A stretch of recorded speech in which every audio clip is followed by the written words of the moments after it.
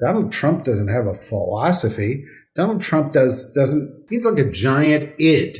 He's just like me, women, food, Diet Coke, whatever it is. It's just like, come, give me more of it. Yeah. 7 deadly sins in a person. Yeah.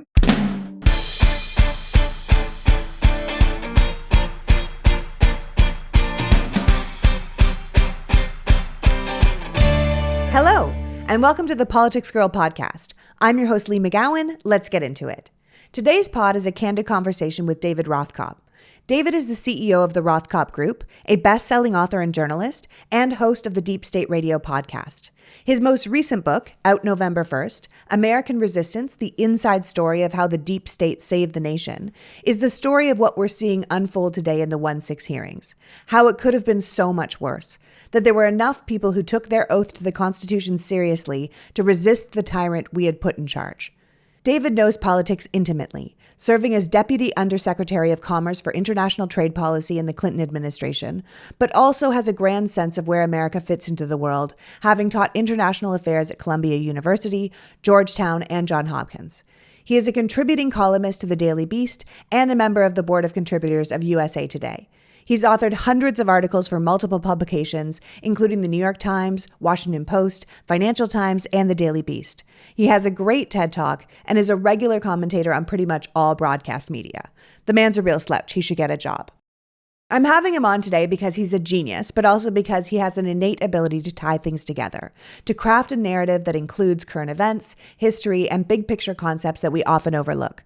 Today, we're going to talk about America, where we are, where we're going, and the danger of living in a country without a democracy. So without further ado, please welcome author, speaker, international expert, and modern-day philosopher, unafraid to ask the hard questions, David Rothkopf. Welcome, David. My pleasure. Thank you so much for joining me. I'm thrilled. I've been following your work for years, and I was so looking forward to having a conversation with you because I think your mind is incredible, but it's your ability to see current events, not just as standalone issues, but as part of a bigger narrative that I find really inspiring. Now, we are right now smack dab in the middle of the 1-6 hearings, which to anyone watching, and I hope everyone is watching and encouraging their people to watch, is an absolutely damning story of an American president who attempted to hold on to power after he'd lost it, and how he and his enablers engaged in this treacherous behavior to usurp the will of the people and overthrow American democracy to benefit themselves. And now this coup attempt is clearly ongoing. As Republican and lifelong conservative judge Michael Luttig said in his testimony, Donald Trump and his allies and supporters are a clear and present danger to the American democracy. Now, the United States is clearly in trouble. So where do you see us at this moment in our history? Well, I see us at a crossroads. There is a real possibility, one that I frankly never thought I would see in my life, that we could stop being a democracy in the United States. We're focused on the January 6th hearings as we should be, and I think they've done a remarkable job so far of telling this story in a very straightforward way that doesn't sort of minimize the shock of what happened. But, depending what happens in the election in November, depending what happens in the election in November 2024, Republicans could put in place senior officials who would make it impossible for there to be a free and fair election in the United States. In other words, what they want to do is not just repeat the big lie over and over again. They want to repeat the ability to do what Trump wanted to do as the coup over and over again. They want to disenfranchise the American people. And so holding Trump accountable is super important. But defeating secretaries of state who are right-wing, big lie advocates in state after state is in some ways even more important because we've relied on the goodwill, the fairness, the professionalism of senior officials, and we've relied on the fact that the courts would uphold what was right, uphold the Constitution for 240 years. We may not be able to rely on it going forward. No, it's true. And democracy only works if we all accept the results. If we decide that that's not what we're going to do and we're only going to accept the results we like, then we cease to be a democracy. Should I do it? How do we move forward if 1/3 of the country or 1/3 of the electorate is convinced that the president isn't the president and that they've been cheated? You know, my hope is that these committee hearings can start changing the narrative, and then the actions or the hopeful actions of the DOJ following up and holding these people involved accountable will start to move the needle of public opinion. But how do we counter this kind of witch hunt, corrupt DOJ, deep state story that these people are sold on a daily basis by their leaders and by right-wing propaganda machines like Fox News? Well, we vote. We show up to vote. We help others show up to vote. We donate money for candidates that we like. We volunteer for the candidates. And we recognize that the core point you just made is that only 1/3 of Americans believe in this noxious right-wing cocktail of lies, and the majority of Americans don't. There was a Morning Consult poll that came out a couple of days ago that essentially said 2/3 of Americans think that people who try to steal the election ought to go to jail. Half of the Republicans who were polled agreed that. So, Donald Trump ran for president twice. He lost the popular vote both times. And right now, if you look at the candidates for key Senate gubernatorial jobs, the Republicans, because of the influence of the hard right, have put up some really terrible candidates. And in places where they should be leading handily in the polls, they're not.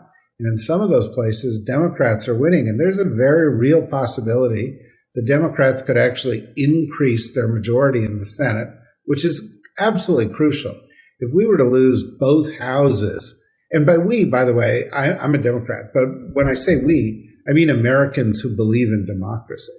But if we were to lose both houses of the Congress, then we'd speed down the slippery slope towards authoritarianism. But if we can rebuff these attempts and show, and this is really the critical thing, show that the big lie, Trumpism, hate-driven philosophy is a political loser, then people will try a different philosophy because politicians act in their self-interest.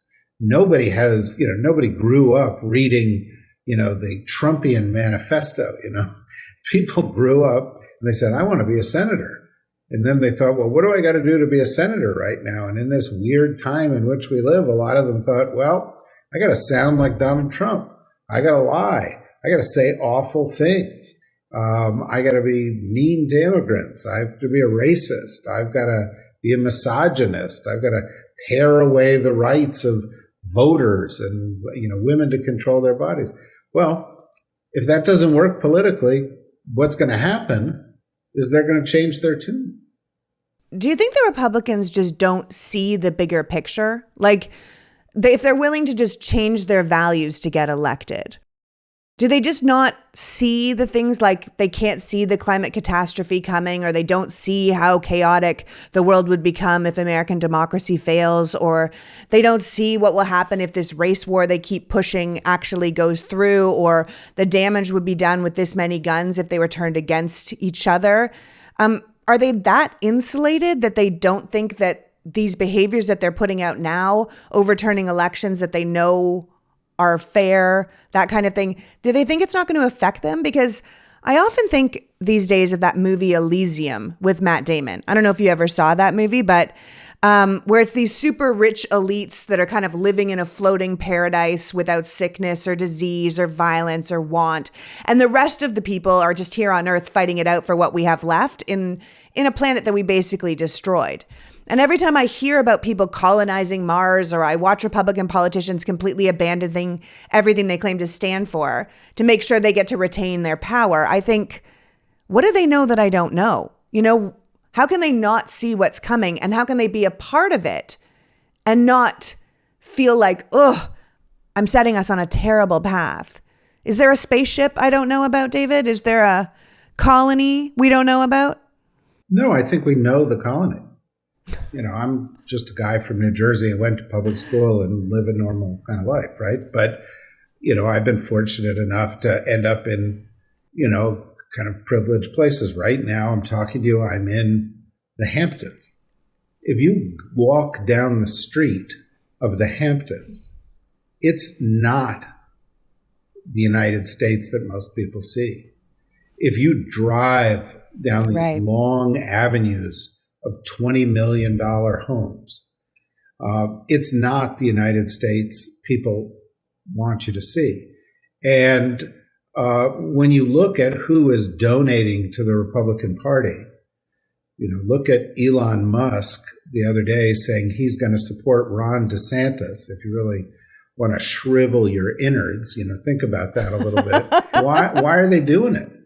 Well, they're doing it because the elites that are funding this have been promoting a philosophy of small government, not because they really don't like big government.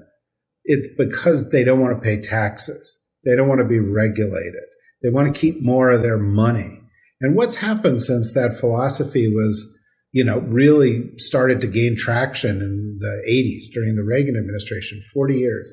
Over those 40 years, inequality has grown in the United States. Inequality is now worse than it's ever been. If you're born in the bottom fifth, you have less of a chance to get up into the middle than you ever had before in the United States. The rich are getting much richer. Two families control the equivalent of the wealth that is held by the bottom 40% of the population. And, these are the people who are underwriting all of this. And I don't want to talk about class war, but these people are very, very cynically saying, how do we get enough votes to ensure that we always get the outcome we want when it comes? And look what happened when the Republicans controlled the presidency in the House and Senate. They passed a, quote, relief bill in which 90% of the benefits went to the top 10% of the population. And, one of the things that I think about is the fact that the majority of people who empowered them to do that are suckers. They're people who are being played by this. And these people have calculated that those people, that bulk of the Republican Party that's fueling the inequality but not benefiting from the inequality, those people are afraid of what the changes that are coming in the U.S. are. They're afraid that by 2043, the majority of people in the United States will be groups we once classified as minorities. They think the world that they were in is not going to continue.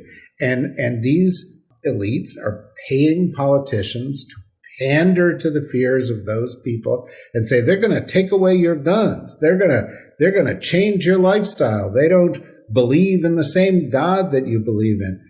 Not because they actually believe those things, but because it suits them. It's like saying, I'm selling this food product and it has no calories and it tastes delicious. And, I'm not going to tell you that it's actually going to kill you and shorten your life. I'm just going to sell it in the way that I think it's going to be sellable. And that's the problem that we've got. The people who are funding this, they don't believe the slogans that are fueling this. Now, does that mean there aren't ideological differences on things like the role of government or abortion or other? No, there's some ideological differences that are residual, but that's not what's driving Trumpism. Donald Trump doesn't have a philosophy. Donald Trump his brain doesn't work. I don't know if his brain works. He's like a giant id. He's just like me, women, food, Diet Coke, whatever it is. It's just like, come, give me more of it. Yeah. And 7 deadly sins in a person. Yeah. And so, it's his movement's not philosophical. It's exploitive. And, he's like going out to the farmers saying, oh, I really care about farmers. And then he's flying back to Mar-a-Lago. And, he's living on Elysium, right? He's living on a different planet. Wilbur Ross, his Secretary of Commerce, walking through there, billionaire in his velvet slippers. He doesn't care about those guys in the red hats. Steve Mnuchin's wife with the long white gloves, she doesn't care about the people in the red hats or the little churches or frankly, gun rights or any of that other stuff. They just want to keep as much as they can keep. Well, you did an entire TED Talk on how fear drives American politics and how we focused as a nation for a decade on terrorism to the expense of the other trends that were shaping our world, like tech or demographic changes or environmental changes, or about how the people in the world interact with each other. You argue that we need to do a better job of bringing politicians together, again, with people who understand science and technology. And we're in this weird moment in our country's history where science and technology, which were these great things that drove the American vision in the past, are now at war with each other. And I always think that's really interesting that we're here with the internet where things are completely changing. And instead of bringing us together, it's tearing us apart. Well, yeah. I mean, look, Thomas Jefferson, sat at Monticello and was an inventor and tried to grow new plants and believed in science. Benjamin Franklin believed it. They lived in the Enlightenment. We were founded by people who, believed by and large in some of these big ideas. And throughout our history, we've benefited from that. But we have a government of lawyers. We have a government in which there are almost no people who understand the big trends that are changing our lives, whether it's global warming or whether it's cyber warfare or it's something on the horizon like AI and how AI is going to change your life, or big data, or how privacy is changing your life, or, what it means that the little camera on your computer can be turned on and watch you at all hours of the day and night, and what it means that different countries have different rules. And those different countries are taking a different approach. In China, most of the people who reach high office were trained as engineers. They weren't trained as lawyers. They have a different understanding of this. In Europe, there's a different understanding of this, and we're falling behind. What's more, the response of half of the electorate, half the political establishment, the Republican half, is not to say we need to understand it. It's we need to reject it. Yeah. There is no climate crisis. We're not going to teach science in our schools. Evolution isn't real. That doesn't mean that, evolution isn't real. It means that they're just not going to teach it. And they're selling ignorance. They are tapping into the deep desire of Americans for somebody offering, an approach to the world that doesn't require that they read a lot, that doesn't require that they learn anything. They talk about the deep state, but what Trump was selling was the shallow state. He was selling, you could be just as stupid as you want. In fact, we're going to enforce stupidity. And look at what Governor Abbott is doing in Texas, or look at what Governor DeSantis is doing, or what they're doing in Kansas and other places where they're burning books. They're outlawing the teaching of history. In Florida, they banned math books because they didn't like the way the problems were worded. And so, this is a stupid revolution, and they're selling stupid because it's comfortable and it's easy, and it's, intellectual fast food. And, Americans can glom it up. And why are they doing it? Because that helps them get the number of votes they need to advance their real agenda. Yeah, because people don't want to have to use critical thought. It's very exhausting. It takes a lot of time to have to read the newspapers and watch the news. And most people don't have the time. I mean, we've created a society in which people are working their faces off. So they don't really have a lot of extra time anyway. And this concept of Donald Trump saying out loud, "I love the uneducated," is almost chilling, because it's just easier to control people when they don't know what's going on and they're not paying attention. I always say the only people that don't want us paying attention to politics are the people in charge, because if we're not voting and we're not paying attention, then they have all the control to do whatever they want, which is what led us to this moment. But no, that's exactly right. My wife has a theory, and that is that, so long as the Kardashians are on television, Donald Trump will be in power. I totally agree with your wife. We need way less Kardashians and way more Klobuchars. That would be a hell of a start.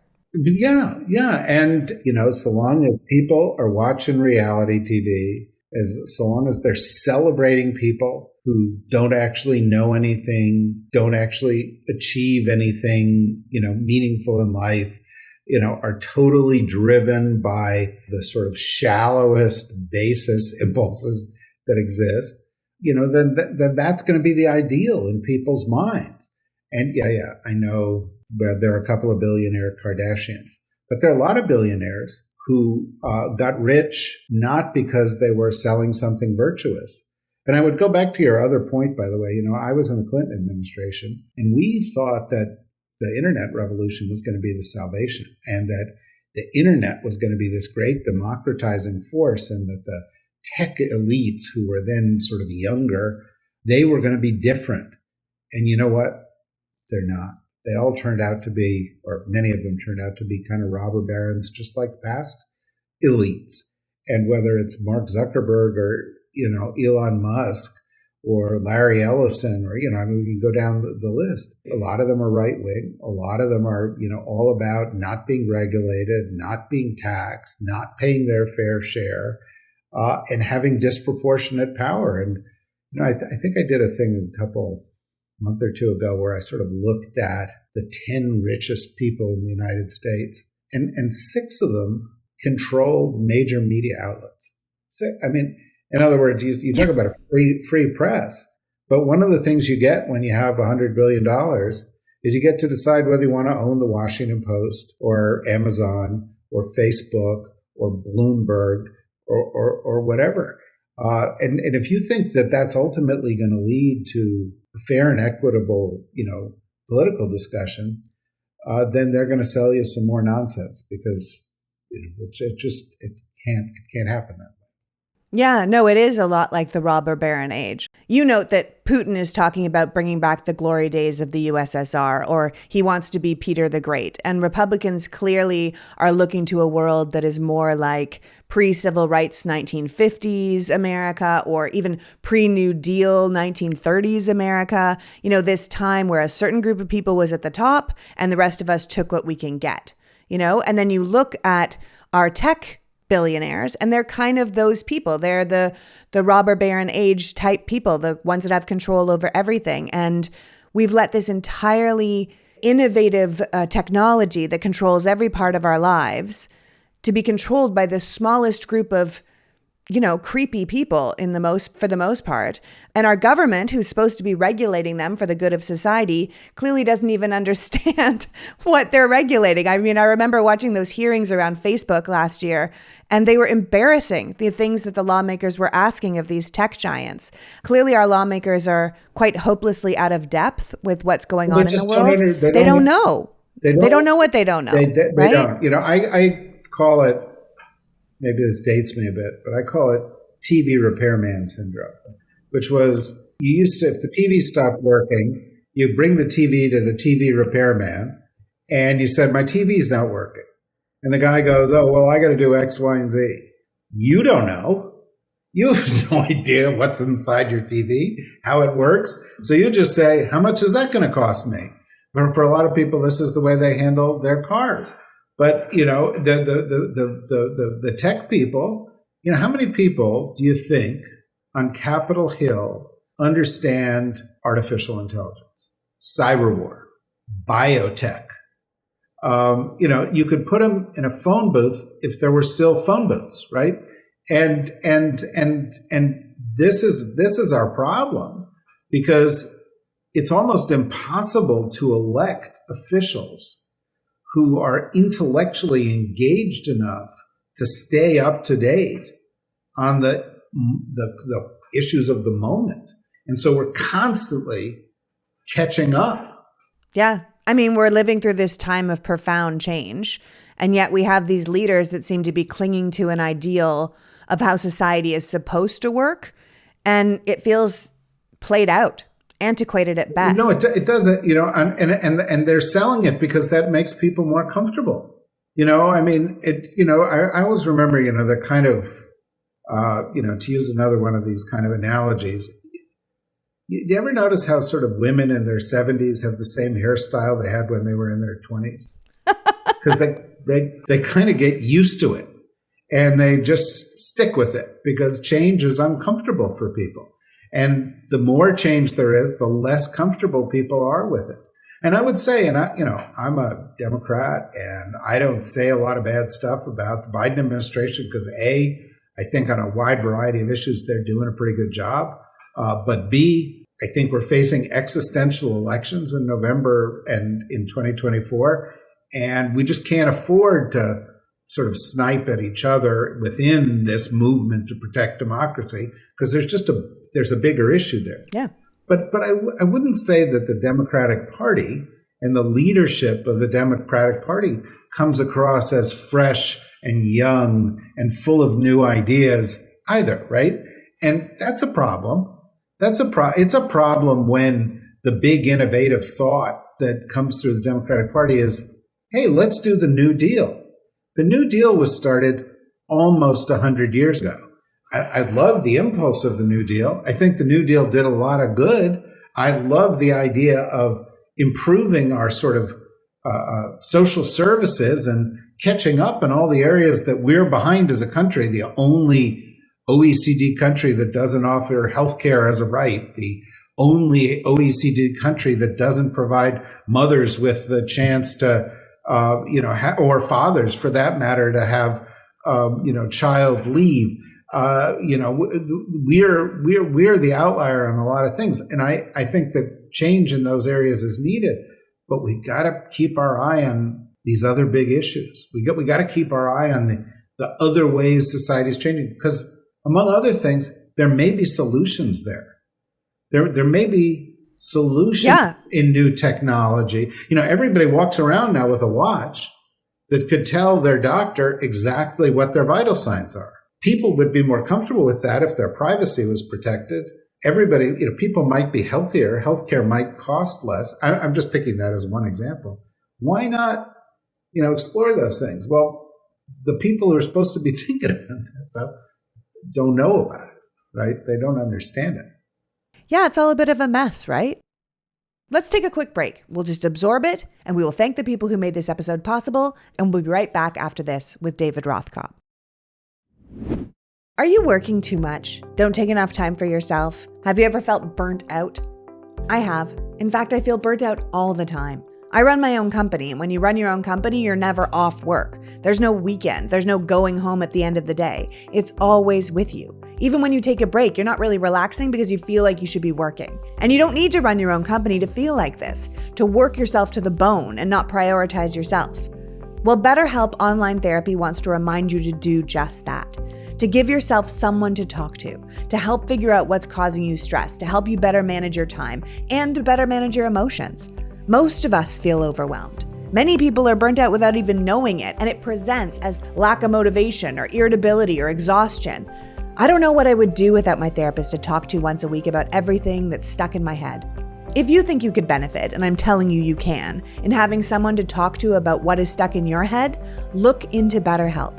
BetterHelp is customized online therapy that offers video, phone, and live chat sessions. It's more affordable than in-person therapy, and you can be matched with a therapist in under 48 hours.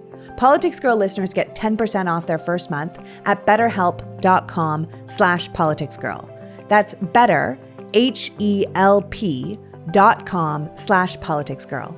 I promise, you won't regret it. The PoliticsGirl podcast is sponsored by Constant Contact.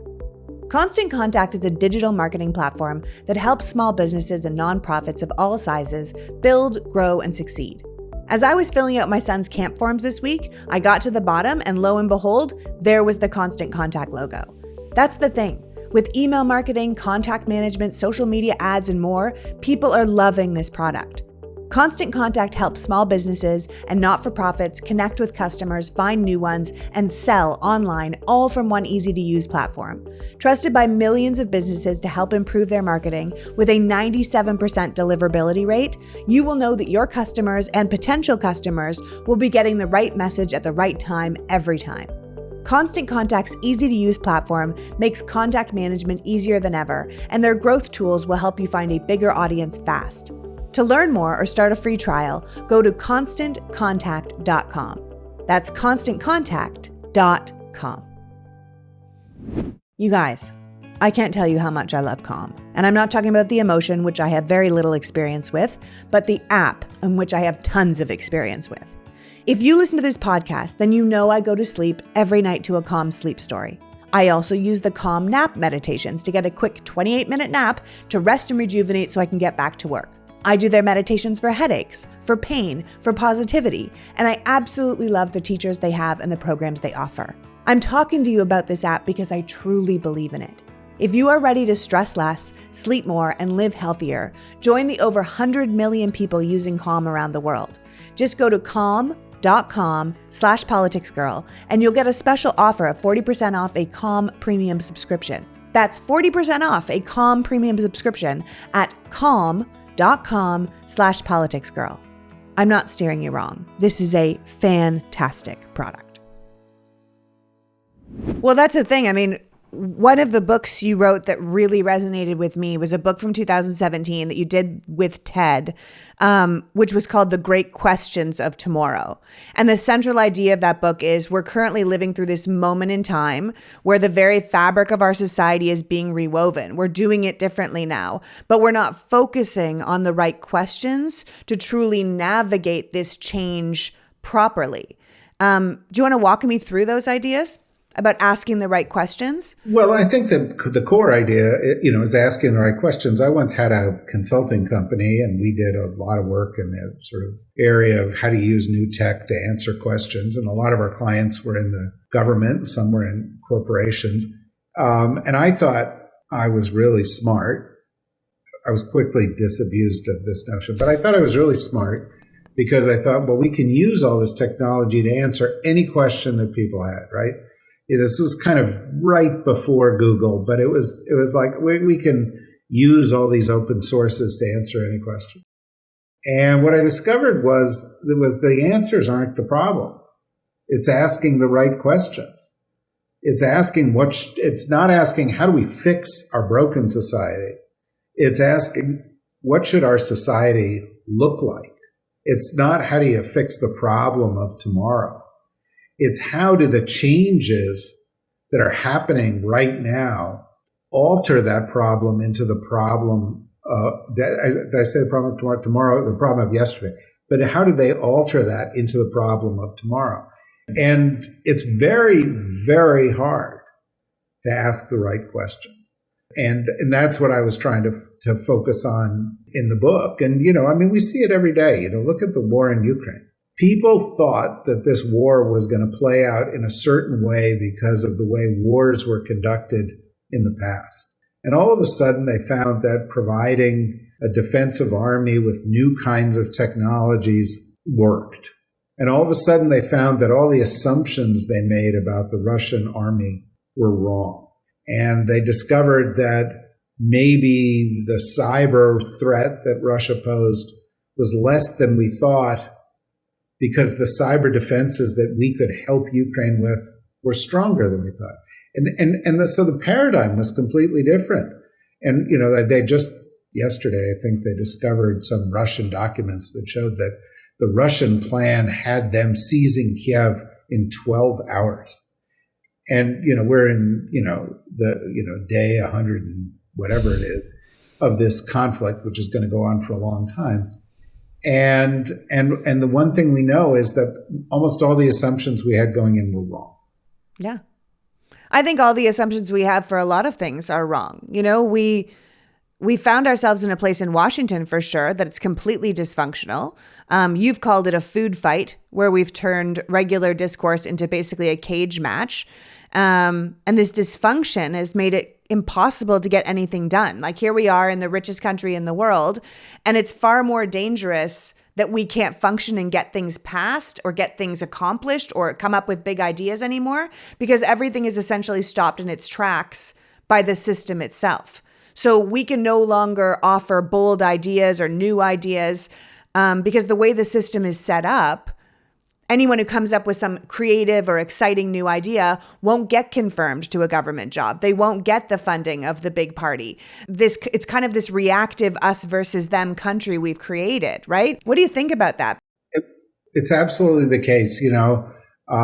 We have these two media ecosystems, which I sometimes call ecosystems because people say the same thing over and over. They become giant echo chambers in which the world is being portrayed in completely different ways. So if you listen to Tucker Carlson's version of the world, and millions of people do, it's not the vision of the world that you might get from reading the New York Times or, for that matter, looking out your window, right?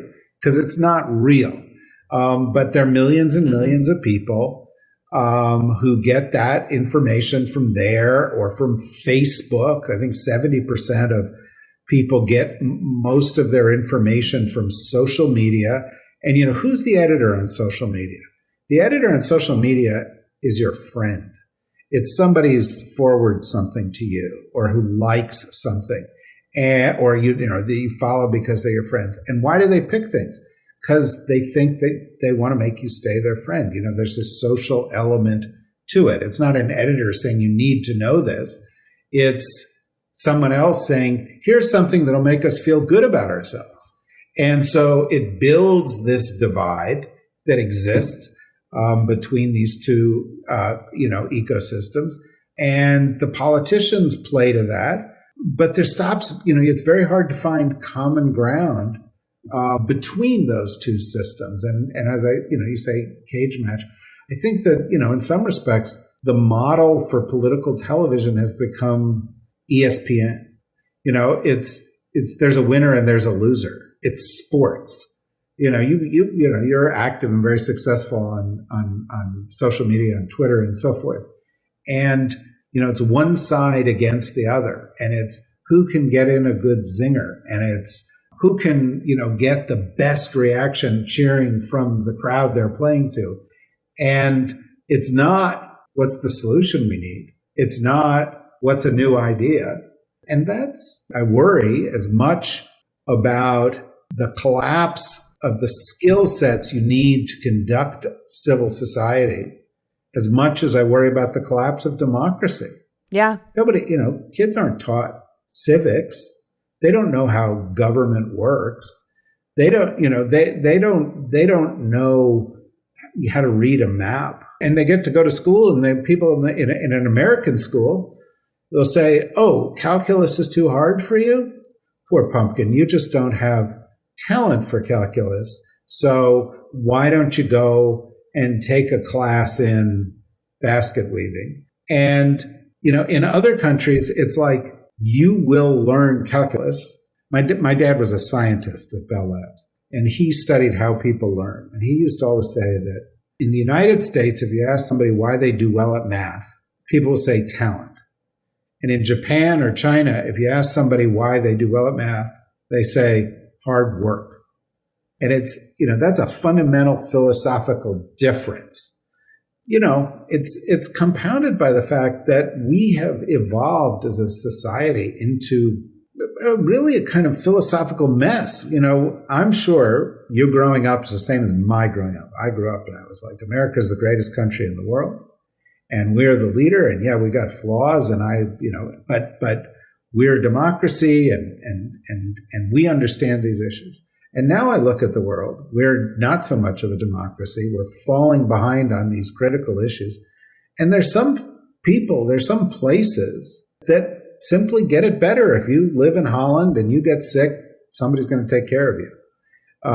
If you break a law and go to prison, somebody's going to try to fix what's broke so that you don't do it again. If and I always give this example, and we always think we're big capitalists, but when the car companies fell on hard times, we had to bail out GM because we didn't have a social safety net. In Sweden, Saab went bankrupt, And they were allowed to go bankrupt because they knew that everybody would be taken care of. So which is a more capitalist country? Right. The one that actually lets, Saab go bankrupt, or the one that had to prop up GM because we're afraid of the unemployment? And if you look at these countries, by the way, and I'm not selling Northern European capitalism, but if you look at these countries, they have balanced budgets. If you look at these countries, look at who's supporting Ukraine right now most vigorously: the Baltics, Northern Europeans. I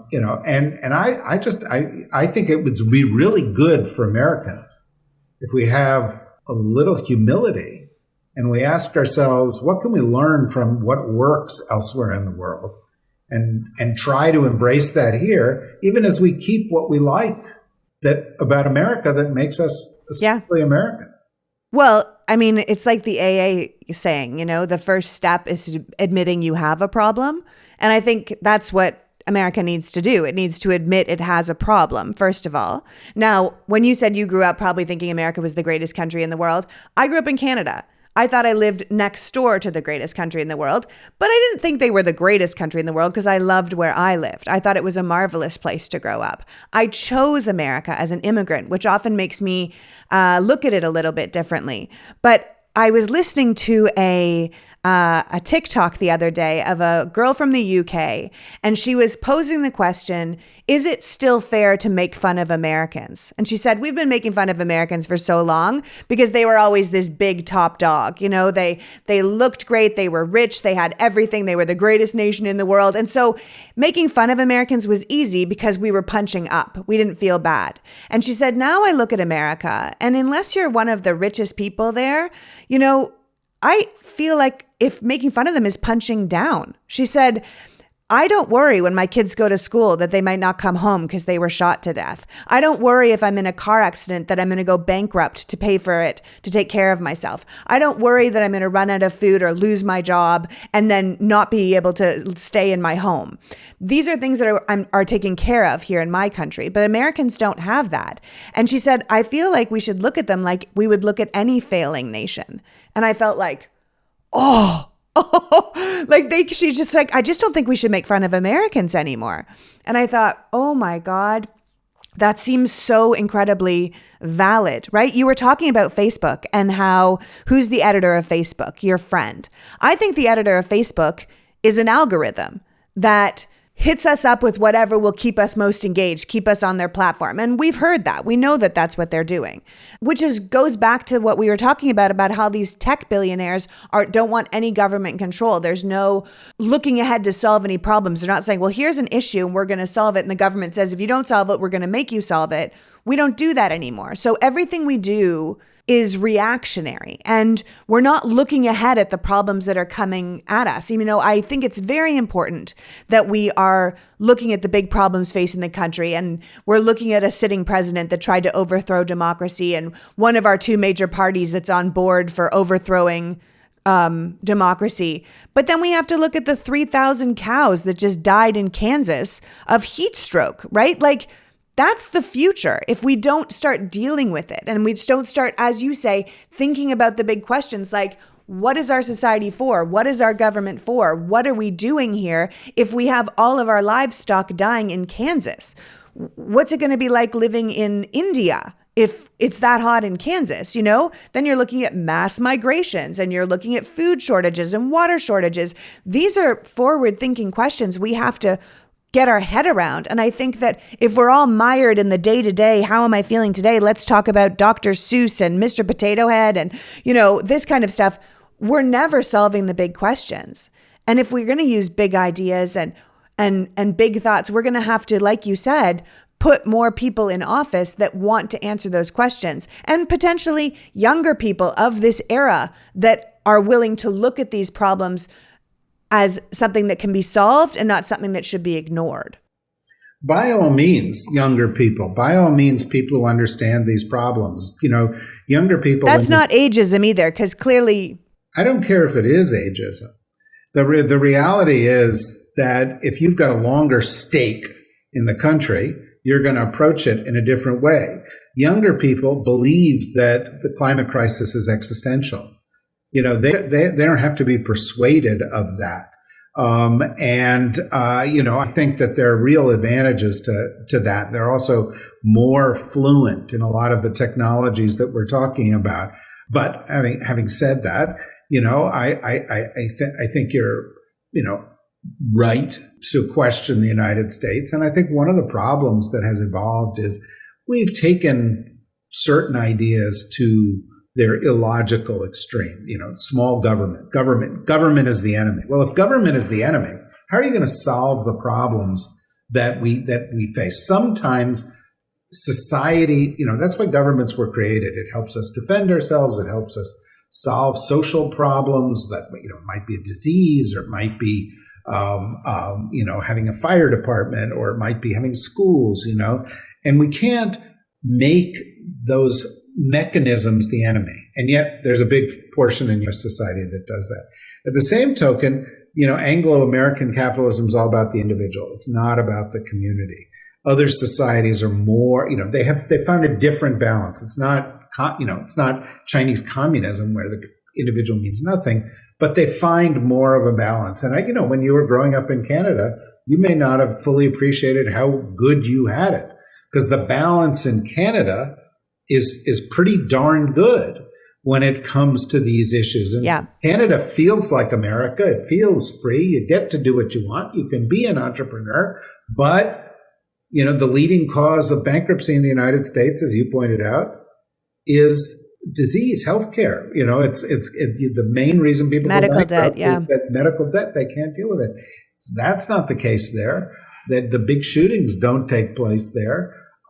There's more of an awareness on issues like global warming. And there's also a degree more humility. Like, let's find ways to work with the rest of the world. Let's learn from the rest of the world. Now, look, I'm not saying, Canada's, perfect. It's not. Labatt's beer is not the best beer, right? But having said that, there's a lot we could learn from Canada, and there's a lot we could learn from these other countries. Now, when I hear you say, well, there's some British woman and she's like, I feel sorry for the U.S. I don't want to look down on it. Well, have you looked at Boris Johnson? Have you looked at your immigration policies? Have you looked at the fact that, Scotland and Wales want to leave? Have you looked at the incredible catastrophe of Brexit? Yes, but you get her point. You get her point that America's no longer this shining star that gets to be number one in the whole world, and nor probably should they ever have been. If your child is the best looking, most handsome, richest kid in school, the last thing he should do is go to school and tell everyone he's the best looking, most handsome, richest kid. You have to be like, shh, you don't say that. You look out for the little guy because you happen to have those wonderful qualities. America hasn't been very good at being strong without pointing out to everyone how strong it is. It's a bit exhausting. That's absolutely right. And I think the reality is that, great athletes keep setting higher standards and keep pushing themselves and keep trying to get better and better. They don't say, oh, I won the championship last year, it's over, you're absolutely right. Yeah, and if they want a lasting career, then they also have to be a nice guy, because those are the guys that get the commentary jobs after their knees blow out. You have to be a good person in the world as well if you want your career to continue. Okay, so where do you see us going from here? Not as a country and the crisis of democracy, but as a way to move forward, not looking back, not wanting to return to the past. It feels terrifying, but you have also said that fear can be a catalyst to great innovation, right? When we're in these big moments of upheaval, the questions we ask ourselves should be more fundamental. And you've called yourself an optimist. You say you don't believe you can study human history and not be an optimist. Now, I look at human history a little differently, and I think, good grief, what's wrong with humans? But tell me why you're optimistic, or what you think we can be optimistic about before you go. Okay. Well, I'll take the second half of the question first. The reason I say I'm an optimist is because I believe in progress. And, you talk about American history, for example, we say, it's never had it this bad. That's just not true. It was always this bad. We had to fight a revolution to get away from the British.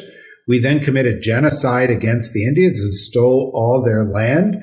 We had slaves for 100 years. We then had the bloodiest war in the history of the world at that time. We then had the robber baron era of inequality. That was then followed by, entering into the world, into bloody world wars where we lost a lot of lives.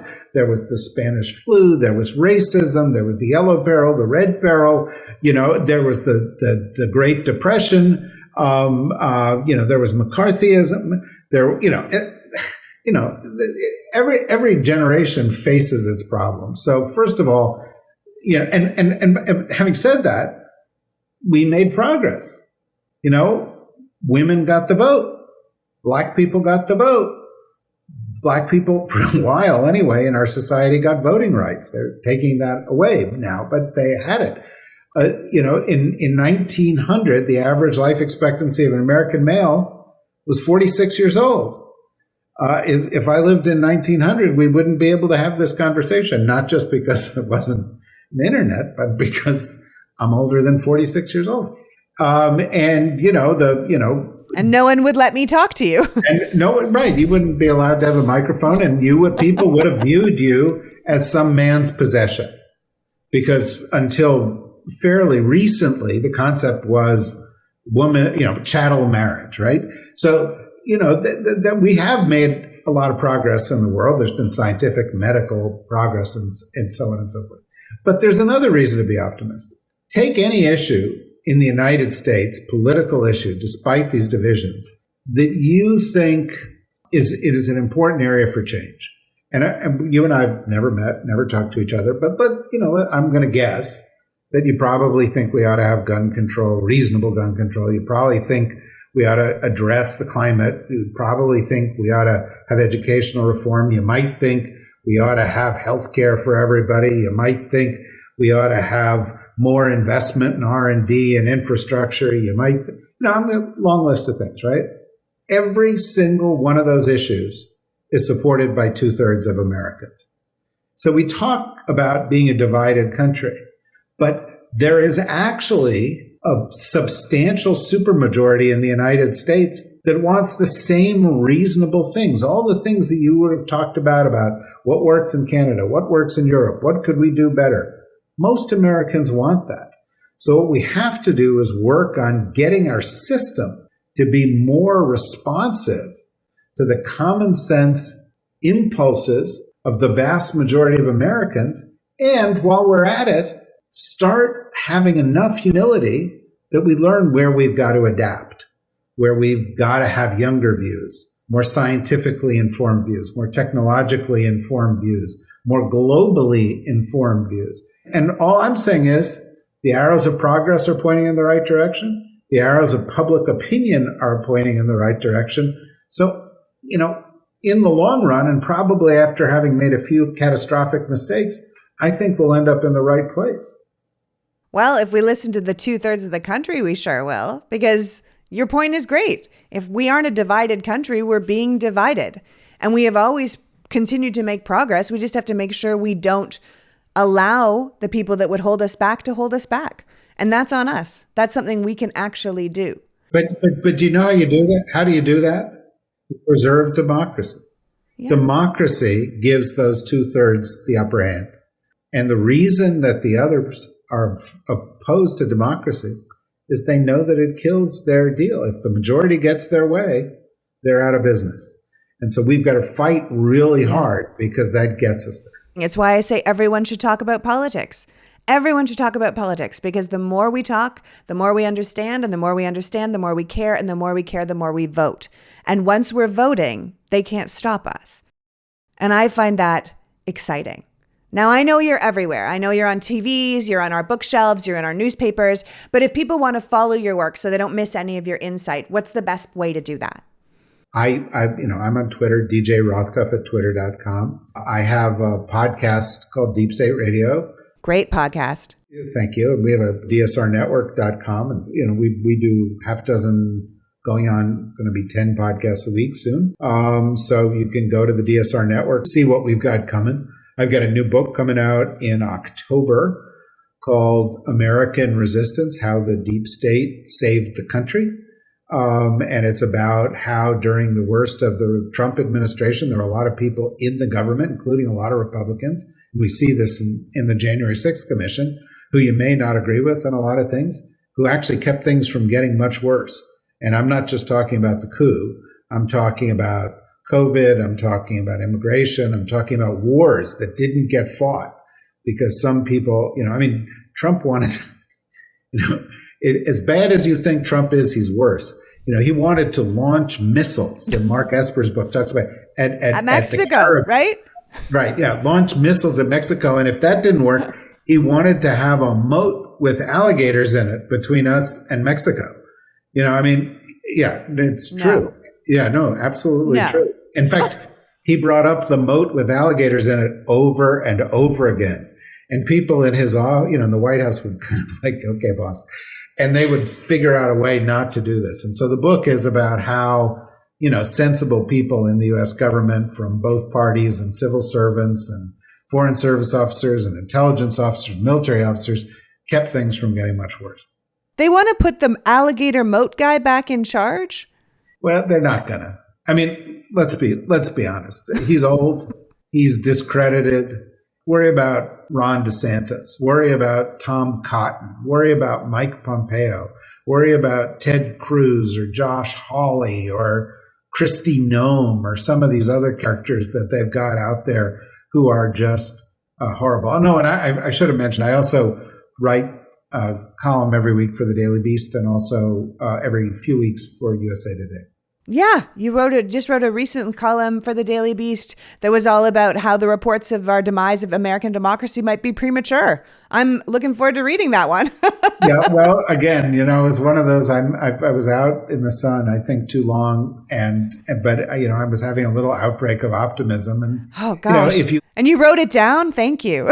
Well, but you look at the January 6th committee, and it's like they're telling the story, but they're not just telling the story. They're doing it better than any committee of its kind has ever done it. It's edited, it's sound bites, it's clear. There are no weasel words. It's not lawyerly. It's facts, fact, fact. And all the people who are testifying are Republicans. They're not. It's you talk about bipartisan, but the testimony is all coming from the other side. It's so compelling, and you think, well, that's working.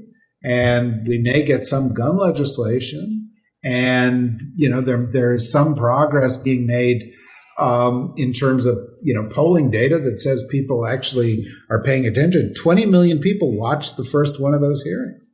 So on network television, way more online. Yeah, but it's more than watch the NBA Finals. It's more than certainly we're watching Fox or that other name. In fact, Fox finally came around and they said they're going to televise it. And the Republicans who are actually speaking out against Donald Trump. So, I'm not saying we're out of the woods. We got a lot of big problems. But, when we have positive signs, let's cling to them. It's summertime after all. Let's cling to them. You're absolutely. Right. We need to have hot politics summer, I guess. Yeah, exactly. Your insight has been amazing. I find what you say and what you write just tremendous. And I want to thank you so much for sharing your thoughts and opening minds today. We might not have all the answers, obviously, but we certainly need to start asking the right questions and really focusing on the importance of holding up our democracy at this time where it is so fragile, and yet we are so close to so many wonderful things. Thank you so much for joining me today, David. I'm so grateful. It was a real pleasure. And I got to say, congratulations on all you're doing. Congratulations on the impact you're having. It's real important that voices like yours be heard. And one of the reasons I was so happy to have the chance to be with you. Thank you. I appreciate that so much. I think the more people we can get involved in this system, the better, because the more people that know, the more change we can actually make. Absolutely right. So that was David Rothkopf, author, journalist, and political expert, reminding us that the solution to what ails America lies in upholding democracy, that the first step to fixing our problem is admitting we have a problem, and to use that humility to pick the right leaders. Leaders who will not only uphold a country by the people for the people, but who will ask the right questions so we can best deal with the problems we face as a nation.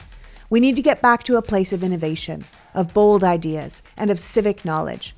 We need to demand leaders who use their power to fix things, not just have their power to get things. David reminds us that 2/3 of this country want to go in the same direction, so we can't allow the other 1/3 to drive. We've had terrible moments in the past, and we still made progress. We can't stop now. I would like to thank David Rothkopf for being with us today, and you for caring enough about democracy to be here. Now go out and make the world a better place. Until next week, PG out. The Politics Girl podcast is written and performed by me, Lee McGowan, in partnership with the Meidas Media Network, and produced and edited by Happy Warrior Entertainment. All rights reserved.